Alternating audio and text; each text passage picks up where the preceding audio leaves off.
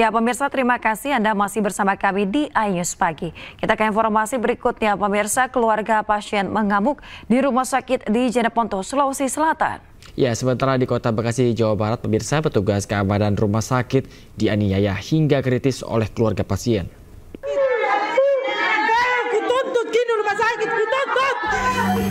Sejumlah keluarga pasien mengamuk dan berteriak histeris di rumah sakit Lanto Daeng Pesawang, Kabupaten Jeneponto, Sulawesi Selatan.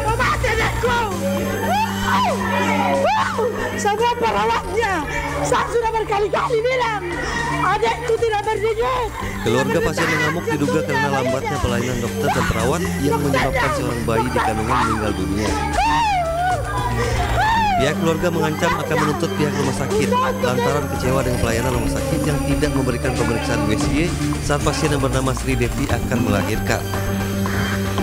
Sementara itu, pihak rumah sakit Lanto Daeng Pesawang menyatakan permintaan maaf kepada keluarga pasien atas ketidaknyamanan pelayanan yang diberikan.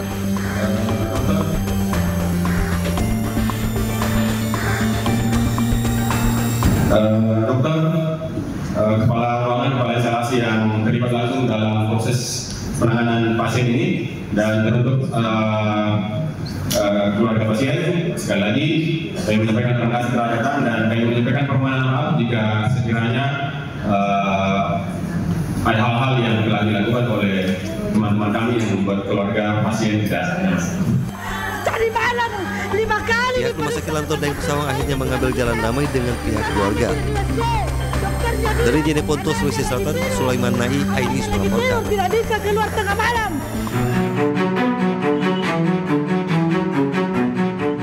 Keluarga pasien ini langsung mencoba memukul satpam rumah sakit Mitra Keluarga Kota Bekasi yang menegur karena knalpot kendaraan yang bising dan parkir tidak pada tempatnya.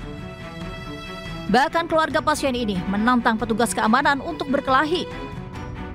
Pelaku tidak terima ditegur dan memicu keributan hingga berlanjut di depan ruang instalasi gawat darurat.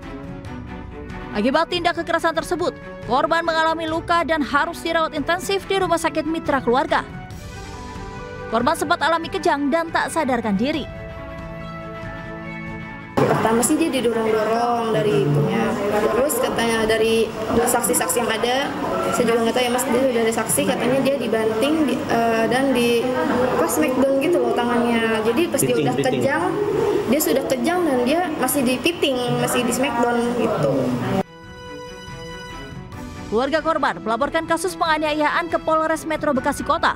Polisi akan memanggil pelaku untuk pemeriksaan lebih lanjut. Dari Bekasi, Jawa Barat, Rahmat Hidayat, iNews melaporkan.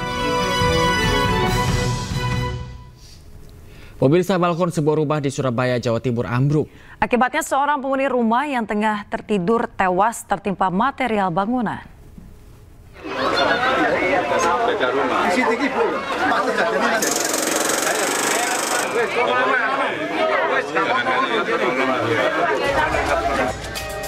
Sebuah balkon bangunan rumah di Jalan Putat, Surabaya ambruk. Seorang penghuni rumah tewas tertimpa reruntuhan bangunan.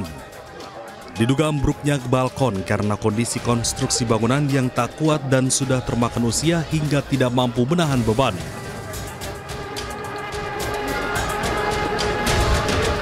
Tim Inafis Polrestabes Surabaya yang tiba di lokasi langsung melakukan olah TKP dan mengevakuasi korban. Sementara kejadian berawal saat korban bernama Ahmad Farid, usia 35 tahun, sedang tidur di atas balkon lantai 2 rumahnya. Tiba-tiba balkon setinggi 3 meter tersebut ambruk. Setelah terjadi tembok ambruk dan ada satu orang korban meninggal dunia. Setelah kita datang ke TKP, gabung dengan 3 pilar dan juga rekan-rekan dari PMK, dari kejadiannya korban saat itu tidur di atas balkon dan tiba-tiba balkon jatuh. Setelah berhasil dievakuasi, jenazah korban langsung dibawa ke kamar jenazah RSUD Dr. Sutomo Surabaya untuk divisum. Dari Surabaya, Jawa Timur, Rahmat Ilyasyan, iNews melaporkan. Pemirsa, selamat menaikkan ibadah salat subuh untuk Anda yang berada di wilayah Jakarta dan sekitarnya. Kita kembali di iNews Pagi. Pelayanan Samsat Kabupaten di Bogor dan Bekasi diserbu warga. Ribuan wajib pajak antri sejak Selasa pagi untuk membayar pajak kendaraan. Ke Samsat Kabupaten Bogor pada hari Selasa. Kebijakan Gubernur Jawa Barat Deddy Mulyadi tentang penghapusan denda pajak tahunan serta balik nama gratis disambut antusias warga. Di Bogor, wajib pajak membludak di kantor pelayanan Samsat Kabupaten Bogor. Antrian kendaraan roda 2 dan roda 4 terjadi di sepanjang jalan, mulai Pasar Ciluar hingga kantor Samsat. Antrian sepanjang 3 km dan waktu tunggu hingga berjam-jam membuat beberapa orang terpaksa harus pulang dan membatalkan niatnya. Ibu Lusinta. Mau kemana Ibu? Mau ke Samsat. Mau bayar pajak? Ya. Dari jam berapa dari rumah? Dari jam 8. Sementara itu, situasi yang sama juga terjadi di Kota Bekasi, Jawa Barat. Warga Kota Bekasi yang ingin memanfaatkan pemutihan pajak kendaraan bermotor dan balik nama gratis memenuhi gedung Samsat Kota Bekasi. Bahkan petugas terpaksa membatasi akses masuk ke gedung Samsat hingga menyebabkan antrean panjang mencapai 2 km lebih. Sejumlah penunggak pajak kendaraan mengaku terbantu dengan program pemerintah Provinsi Jawa Barat. Ya bagus sih buat ekonomi yang di bawah ya, kelas bawah. Bagus juga ngadain begini ya. Semoganya nggak tiap tahun, maksudnya per tahun berapa kali diadain lah. Buat apa ya? Buat orang-orang yang menengah bawah supaya pajaknya mati bisa hidup lagi. Bagus juga sih ngadain untuk akses kayak begini. Terbantu? Banget, sangat terbantu. Dari data Pusat Pengelolaan Pendapatan Wilayah Kota Bekasi, tercatat lebih dari 6.000 orang datang untuk membayar pajak. Jadwal pelayanan penghapusan pajak dan balik nama gratis akan digelar hingga akhir bulan Juni mendatang. Dari Bogor dan Bekasi, Jawa Barat, Wildan Hidayat, Rahmat Hidayat, iNews melaporkan. Pemirsa, usai cuti bersama Lebaran, para pegawai ASN di lingkungan Pemprov Jakarta mulai kembali bekerja. Namun tidak sedikit para pegawai yang belum bekerja di kantor, melainkan masih menerapkan sistem bekerja dari manapun. Sementara di Semarang, Jawa Tengah, pemirsa, Bupati Semarang akan memberikan sanksi tegas kepada ASN yang membolos di hari pertama masuk kerja usai cuti bersama Lebaran.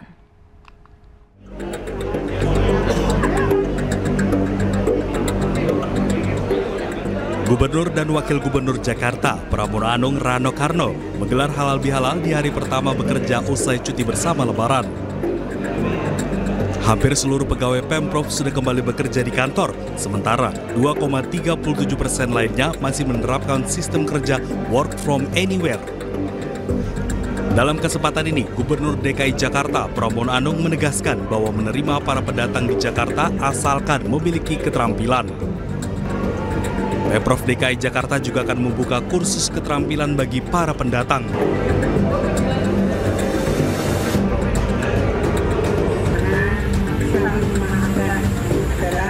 Sementara di Semarang, Jawa Tengah, ratusan ASN menggelar apel bersama serta menggelar halal bihalal di hari pertama usai libur Lebaran 2025.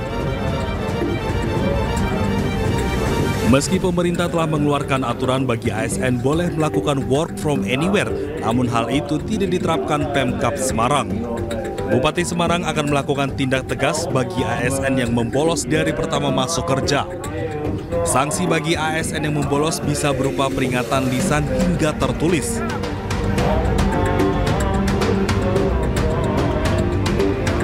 Pimpinan kita, termasuk hari ini, kami juga sudah minta sama Pak Seda, sama Bu Kepala BK PSDM, minta semua kepada pimpinan UPD untuk melaporkan hari ini yang tidak berangkat siapa, ada berapa, ada atau tidak, alasannya apa, sakit atau apa bisa gitu. Nanti siang ini kita minta laporannya. Ngesti Nugraha juga berterima kasih kepada seluruh ASN Pemkab Semarang telah membantu pelaksanaan arus mudik dan arus balik Lebaran hingga berjalan lancar. Dari Jakarta dan Kabupaten Semarang, Jawa Tengah, tim iNews melaporkan. Pemirsa, Bupati Indramayu Luki Hakim mengaku siap menghadapi dan memberikan klarifikasi atas kesalahannya berlibur bersama keluarga tanpa pemberitahuan sebelumnya.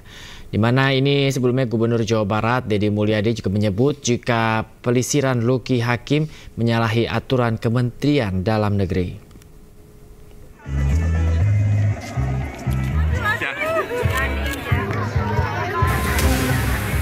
Usai viral liburannya ke Jepang, Bupati Indramayu Luki Hakim mengaku siap menghadap dan memberikan klarifikasi kepada Kementerian Dalam Negeri. Sebelumnya viral unggahan Deddy Mulyadi yang menyentil liburan Luki Hakim ke luar negeri di waktu cuti libur Lebaran. Dalam unggahannya, Deddy menyebut jika nanti liburan lagi harus meminta izin terlebih dahulu. Deddy Mulyadi juga menyebut jika pelisiran Luki Hakim menyalahi aturan Kementerian Dalam Negeri. Itu juga di WA dia sudah jawab, dia meminta maaf karena dia pergi ke Jepang untuk memenuhi janji terhadap anak-anaknya. Kan itu yang saya sampaikan. Tapi saya jelasin Pak Luki, memang kita ini hari ini adalah pejabat negara. Jadi karena pejabat negara terikat oleh peraturan negara. Nah, walaupun itu keinginan anak-anak, hak kita untuk memberikan kebahagiaan bagi anak-anak kita. Tapi kan bahagia tidak mesti di Jepang. Sementara Kementerian Dalam Negeri melalui Wamendagri, Bima Arya, menyebut jika terbukti melanggar aturan, Luki Hakim berpotensi mendapat sanksi berupa pemberhentian sementara dari posisi bupati selama 3 bulan. Pak Bupati sudah menghubungi kami melalui WA dan dari situ kami menangkap kesan bahwa Pak Bupati ini belum paham tentang aturan yang ada, karena walaupun beliau sempat menjadi wakil bupati ya, tetapi mungkin belum memahami sepenuhnya, walaupun di acara retret itu Pak Menteri Dalam Negeri menjelaskan secara detail panjang lebar hal-hal yang tidak boleh dilakukan oleh kepala daerah dan hal-hal yang menjadi kewajiban kepala daerah, berikut sanksi-sanksinya. Itu sudah dijelaskan ya, mungkin terlewat oleh beliau ketika di retret. Meski demikian, Luki tidak bermaksud melanggar aturan karena ketidaktahuannya dan kurangnya diskusi dengan pejabat di lingkungannya. Tim Liputan iNews melaporkan. Sementara itu pemirsa, Luki Hakim mengaku kurang teliti dalam memahami tertolaknya perizinan yang sempat diajukan stafnya. Sementara terkait sanksi, Luki siap menerima meski dirinya tidak ada niat untuk melanggar aturan yang sudah ditentukan. Tentang surat edaran malahan saya baru tahu setelah kemarin saya di Jepang, ada katanya ada surat edaran nggak boleh pergi dari Lebaran ini. Mungkin saya yang salah karena saya mungkin tidak aware ya, karena saya nggak lihat ada surat edaran yang nggak boleh pergi di hari Lebaran. Tapi memang hari Lebaran kan saya masih di sini, masih patroli-patroli, Pak Wabub juga keliling-keliling, besoknya juga masih gitu. Dan ketika pergi pun kita teleponan sama Pak Wabub ini luar biasa orang ini, sangat teliti, sampai bilang, Pak Bupati nanti kalau pergi jangan sampai ada kekosongan kepemimpinan. Oh iya siap Pak Wabub, saya serahkan all out semua untuk Pak Wabub selama saya pergi, pendelegasian. Jadi bukan cuma ngomong tapi pendelegasian gitu loh. Jadi ya bayangan saya semuanya baik-baik saja. Ternyata pas saya pergi di sana, persepsi saya tentang hari itu salah. Maka dari itu saya langsung menghubungi Pak Gubernur, terus terjadi percakapan. Ya saya harus menjelaskan juga ke kementerian. Maka hari ini saya akan ke Kementerian Dalam Negeri untuk memberi penjelasan, klarifikasi. Apakah saya salah? Saya merasa salah karena saya salah dalam mengartikan hari itu adalah hari kerja. Sementara di kepala saya hari itu hari kerja, tapi ternyata saya juga masih belum tahu yang sebenarnya itu hari kerja atau hari jumlah hari itu. Karena kan ada pasal di Undang-Undang Nomor 23 itu di bawahnya ada tuh. Jadi nggak boleh pergi ke luar negeri dan tidak boleh 7 hari berturut-turut, 7 hari. Kalau 7 hari nggak ada di tempat itu bisa kena sanksi diberikan sanksi tertulis. Terus apalagi kalau misalnya 1 bulan. Jadi definisi saya hari itu hari kerja. Ya saya sebenarnya cuma salah persepsi. Itu salah. Harusnya saya lebih cerdas gitu. Maka dari itu saya mau datang ke Kemendagri di sini. Jadi saya pulangnya lebih awal sehingga tidak hari yang saya bolos, karena saya nggak bolos, nggak ada hari yang saya bolos gitu loh. Ya. Itu seperti itu. Terkait sanksi Pak? Nah sanksi saya kan belum tahu ya. Kalau memang saya dinyatakan salah oleh entitas yang terkait ya kan itu di sini kan mungkin Kemendagri ada inspektor. Intinya kalau memang itu saya salah sebagai percontohan ya saya siap menerima apapun konsekuensinya. Tapi saya ingin menjelaskan bahwa saya tidak bermaksud seperti itu. Tapi selebihnya saya harus menanggung semua perbuatan ada konsekuensinya. Pemirsa, Presiden Prabowo Subianto bertolak ke Abu Dhabi, Uni Emirat Arab, Rabu dini hari. Dengan delegasi terbatas, rencananya Presiden Prabowo ini akan melakukan sejumlah agenda di beberapa negara Timur Tengah. Saya sebentar lagi akan berangkat dengan delegasi terbatas dan sebagian menteri sudah berangkat duluan dan akan ketemu saya di beberapa tempat. Yang pertama, saya akan ke Abu Dhabi, Uni Emirat Arab, untuk ketemu dengan Presiden Uni Emirat Arab, ya, Yang Mulia Muhammad bin Zayed, dan untuk melakukan konsultasi untuk tukar-menukar pikiran tentang perkembangan geopolitik dan geoekonomi dunia saat sekarang. Dari situ saya terbang langsung ke Ankara, melaksanakan kunjungan kenegaraan sebagai balasan terhadap kunjungan Presiden Republik Turkiye kepada Indonesia beberapa saat yang lalu. Beliau undang saya ke situ juga untuk menghadiri suatu forum diplomatik di kota Anadolu. Juga di situ, ya Anadolu kan? Antali, ya. Di situ saya juga akan melaksanakan konsultasi dengan beliau tentang beberapa hal juga menyangkut geopolitik dan geoekonomi, juga kerjasama industri dan perdagangan dan pendidikan serta kebudayaan. Kita punya hubungan yang cukup luas dan komprehensif dengan Turki. Dari situ saya segera tanggal 12 akan mampir di Mesir, di Kairo. Saya akan konsultasi dengan Presiden Sisi. Kemudian dari Kairo saya akan terbang ke Doha, Qatar, untuk melaksanakan kunjungan kenegaraan dan untuk menyelesaikan kesepakatan antara Qatar dan Indonesia, juga tanda tangan berbagai perjanjian dan kesepakatan yang cukup strategis bagi kedua negara kita. Dari situ saya ke Yordan, kunjungan kenegaraan dan sekali lagi konsultasi. Karena itu saya sampaikan bahwa Indonesia siap bila diminta oleh semua pihak yang terlibat untuk berperan. Kami siap berperan sesuai dengan kapasitas dan kemampuan Indonesia.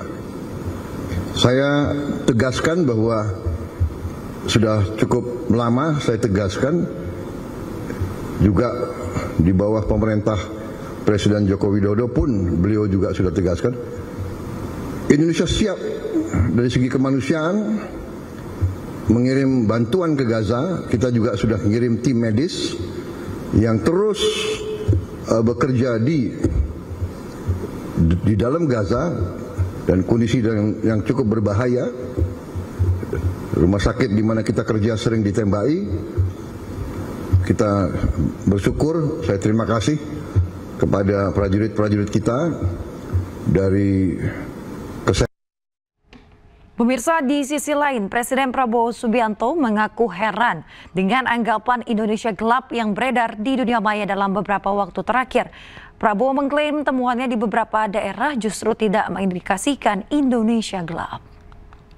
Heran, ya ada orang yang mengatakan Indonesia gelap. Ya, saya kalau dia memang merasa gelap ya itu hak dia. Tapi kalau saya bangun pagi saya lihat Indonesia cerah. Iya kan? Kalau saya ketemu petani gembira. Harga pangan, peningkatan hasil mereka naik secara drastis. Produksi naik secara drastis. Kita potong semua regulasi yang nggak benar. kita sederhanakan. Jadi saudara-saudara, saya sih tidak akan melarang orang untuk selalu memandang dengan kegelapan. Kalau ada orang yang mau lihat gelap, monggo. Tapi kalau saya lihat, saya optimis, saya bangga sekarang jadi Presiden Republik Indonesia. Kekayaan kita akan kita kuasai, akan kita kelola untuk sebesar-besarnya kepentingan rakyat. Pemirsa, indeks harga saham gabungan atau IHSG dibuka anjlok hingga 9% pada Selasa pagi. Bursa Efek Indonesia pun langsung membekukan sementara perdagangan selama 30 menit.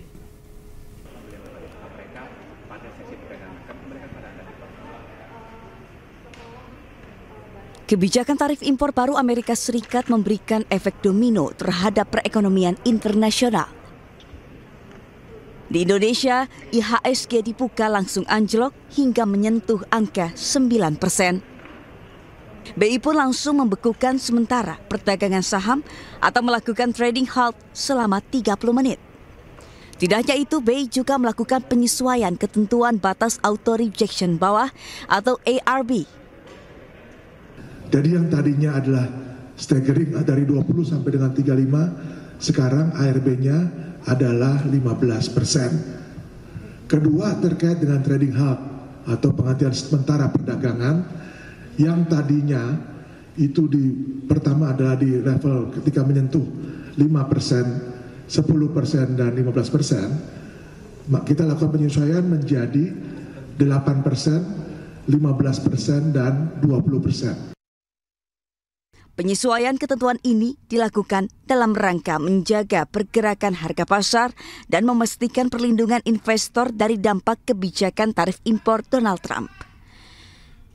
Selain itu, pembekuan perdagangan sementara sebagai bentuk upaya memberikan ruang likuiditas yang lebih luas bagi investor dalam menentukan strategi investasi dengan mempertimbangkan informasi yang ada. Tim Liputan iNews melaporkan.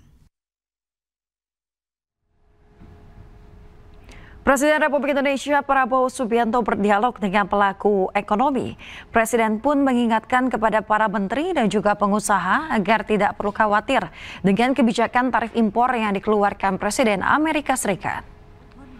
Yang kami hormati para menteri Kabinet Merah Putih, seluruh tamu undangan yang berbahagia. Pemirsa, melalui sarasehan dengan pelaku ekonomi ini, Presiden Prabowo Subianto menjelaskan terkait dengan kiat-kiat pemerintah dalam menghadapi kebijakan tarif impor Amerika Serikat. Prabowo menyebut berbagai formula akan dilakukan, apalagi Indonesia merupakan negara yang besar dan bukan negara miskin.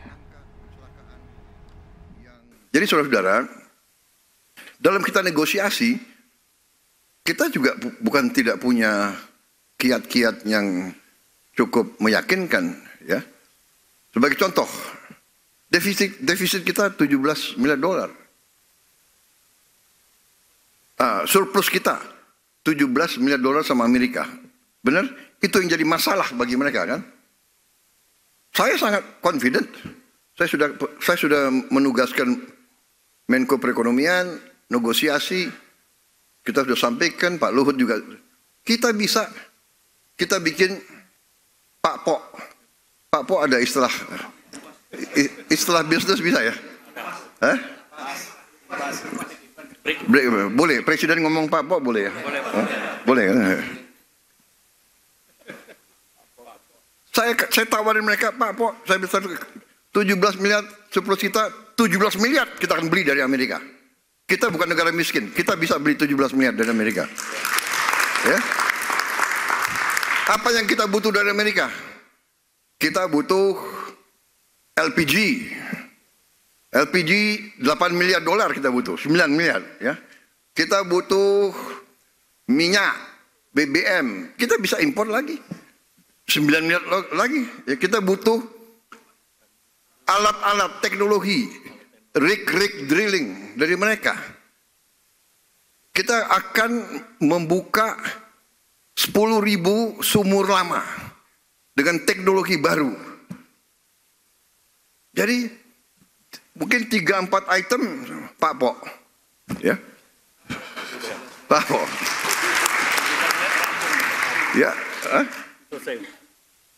kedelai. Saya kadang-kadang terlalu cepat bicara, keluarnya keledai. Enggak, kedelai kita butuh dari mereka. Ya, gandum, apalagi kapas, pesawat terbang, ya kan? Tapi sekarang pesawat terbang dari Tiongkok murah-murah loh. Ya. Jadi saudara-saudara, ya we have yang penting kita nih confident. Saya terima kasih Indonesia Incorporated. Ya kita. Jadi kalau saya panggil saudara-saudara, ya sering-sering saudara jangan kapok-kapok. Presiden Prabowo juga meminta kepada para menterinya agar tidak mempersulit pengusaha dalam perizinan. Ia juga menekankan untuk menghapus kuota impor. Saya minta ya, ada Menteri Pertanian, ada Menteri Perdagangan, nggak usah ada kuota apalagi semua, nggak ada kuota. Siapa mau impor daging, silakan, siapa aja boleh impor. Saudara-saudara, mau impor apa, silakan, buka aja. Rakyat kita juga pandai kok, ya kan? Jangan bikin kota-kota, habis itu perusahaan A, B, C yang hanya ditunjuk, hanya dia boleh import. Enak aja, iya kan? Udahlah, kita sudah lama jadi orang Indonesia, udah nggak pakai, jangan pakai praktek-praktek itu lagi gitu, ya. Karantina. Kalau negara kita negosiasi sebenarnya, kalau dia bisa karantina di negara dia sekian bulan, udah aja lah, nggak usah kita lama-lama lagi karantina, buka aja cepat itu semua. Dan ya kita introspeksi diri ya, kita harus introspeksi diri. Institusi kita harus beres, ya. Biaya cukai harus beres, jangan macam-macam lagi, cari prosedur yang mengada-ada, memperlama-lama gitu. Sudah lama kita jadi orang Indonesia, ya kan? Saat berdialog dengan pelaku ekonomi, Presiden Prabowo juga menyoroti aksi-aksi penyelundupan. Dirinya berjanji akan menindak tegas para aparat hukum yang terlibat praktik penyelundupan. Sama juga, saya mau koreksi, TNI ada nggak di sini TNI? Angkatan Laut, kepolisian, ya kan? Saya juga sudah lama jadi mantan prajurit. Ngerti juga saya itu, ya kan? Penyelundupan harus kita hentikan, mengancam industri kita, mengancam rakyat kita, mengancam pekerjaan rakyat kita. Jadi kalau ada petugas, pejabat dari institusi negara yang terlibat melindungi penyelundupan, harus kita tindak sekeras-kerasnya. Ya.